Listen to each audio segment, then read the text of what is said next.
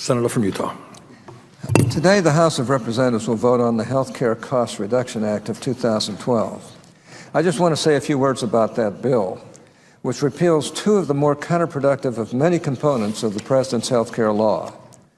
Specifically, it repeals the restrictions on the use of FSAs and HSAs in the purchase of over-the-counter medications, as well as the medical device tax.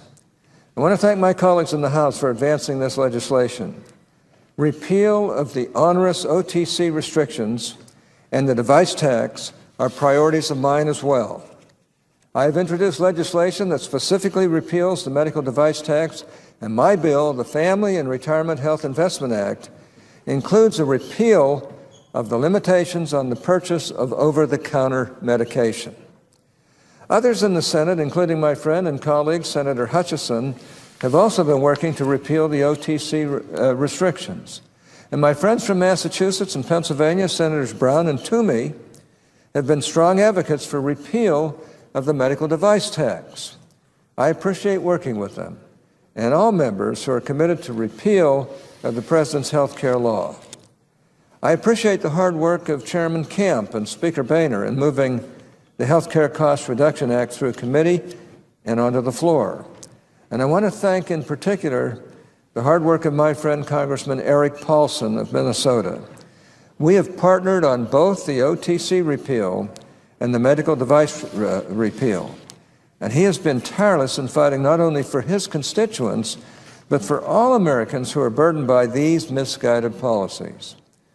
Despite some weak protestations to the contrary from the White House, neither of these provisions serve any health policy purposes. They exist for one reason: to bankroll the $2.6 trillion in new spending that is the real soul of Obamacare. There is no good that can come of Obamacare. The bad and ugly are plenty, however. The restriction on the purchase of over-the-counter medications, what some have called a medicine cabinet tax, inconveniences patients and busy families, increases burdens on primary care providers, reduces patient choice, and may actually increase health care utilization and spending. So much for bending the cost curve down. And the medical device tax, in addition to harming patients, is a job killer at a time when our nation and our country needs all the good jobs it can get. Together, they are also clear violations of the President's pledge not to raise taxes on families making less than $250,000 a year. With respect to the restrictions on the purchase of over-the-counter medications, Obamacare now requires the holders of health savings accounts and flexible spending arrangements to obtain a physician's prescription before using those accounts to purchase over-the-counter medicine. In some respects, this policy, more than any other, represents the incredible arrogance and wrong-headedness of the President's signature domestic achievement. When President Obama and his allies touted the virtues of this law, they mentioned increased access and lower costs. Yet to pay for the law's coverage expansions, they included this medicine cabinet tax, which will do nothing but burden medical providers, undermine access to health care, and increase costs for patients and businesses. It is worth noting that in yesterday's statement of administration policy, announcing President Obama's opposition to the House bill, they did not even describe this provision in detail, much less defend it. It seems clear to me that the administration is embarrassed by this tax on patients, and they should be. A study from the Consumer Health Products Association determined that 10% of office visits are for minor ailments, and 40 million medical appointments are avoided annually through the self-care enabled by over-the-counter drugs. According to a study by Booz & Company, the availability of these over-the-counter medications saves $102 billion annually in clinical and drug costs. Yet Obamacare deliberately restricts their availability. With respect to the medical device tax, we all know how bad this tax policy is. I am sure that the President knows how bad this policy is as well. But he and his allies continued to defend it. Beginning next year, Obamacare imposes a tax on the sales of medical device makers, not the profits, the sales. With this excise tax, even unprofitable firms will be responsible for a 2.3% tax on devices on their sales. It is difficult to overstate the damage to patients and our economy that this tax will wreak.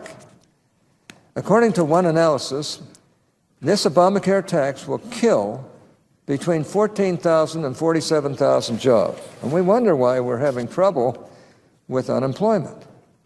According to another analysis by Benjamin Zeitcher, it will reduce research and development by $2 billion a year. Now, the resulting collapse in innovation will undermine care for not only the elderly, but all patients. Zeitcher has determined that the effect of this tax will be 1 million life years lost annually. 1 million life years lost annually. Between 1980 and 2000, new diagnostic and treatment tools such as improved scanners, catheters, and tools for minimally invasive surgery helped increase life expectancy by more than 3 years. Medical devices helped to slash the death rate from heart disease by a stunning 50% and cut the death rate from stroke by 30%. From 1980 to 2000, the medical device industry was responsible for a 4% increase in U.S. life expectancy, a 16% decrease in mortality rates, and an astounding 25% decline in elderly disability rates, according to a study by MedTap International. Why on earth would anyone vote for a targeted tax on an industry that provides such enormous value and security to patients? For those who vote against repealing this tax today and stand against its repeal in the Senate, it is worth recalling last week's jobs report. In the month of May, our economy created only 69,000 new jobs. That is, frankly, pathetic. It is barely keeping up with population growth, much less digging us out of our jobs deficit. I think there is little doubt that the mere threat of this tax on medical devices is contributing to these paltry numbers. In other words, this tax is undercutting a key industry, creating deep uncertainty, and hindering job creation. Since President Obama signed this tax into law, the dollar amount of venture capital invested has declined more than 70%. The $200 million raised last year is the lowest level of medical device startup activity since 1996. This industry is one of the engines of our economy. According to the Lewin Group, the highly respected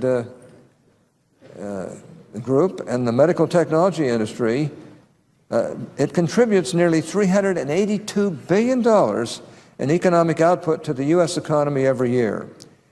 In 2006, it shipped over $123 billion in goods, paid $21.5 billion in salaries to 400,000 American workers, and was responsible for a total of 2 million American jobs. It pays its employees on average $84,156. That's 1.85 times the national average, and more than 80% of medical device companies are small businesses employing 50 people or less. Yet this is the industry that President Obama decided to target. This is the industry that every Senate Democrat voted to tax when Obamacare passed the Senate. There are over 120 medical device companies in my home state of Utah alone. And let me tell you, they know what is going to happen if this tax goes into effect, and it is not going to be pretty. I think that the president must know this. He and his advisors must know what a disaster the medicine cabinet tax and the medical device tax are as both fiscal and health policy. But yesterday, they doubled down on them. Their statement of administration policy threatened a veto of the House bill. It is clear to everyone that the USS Obamacare is a sinking ship. But the president seems committed to going down with it. Obamacare needs to go, all of it.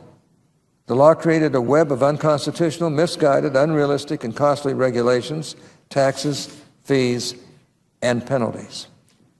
That web must be pulled down in its entirety, whether by the Supreme Court or by a Republican Congress and President Romney. There are few policies more emblematic of that law's failures than the medical device tax and restrictions on the purchase of over-the-counter medications, and I commend my friends in the House for repealing them today. Mr. President, I suggest the absence of a quorum.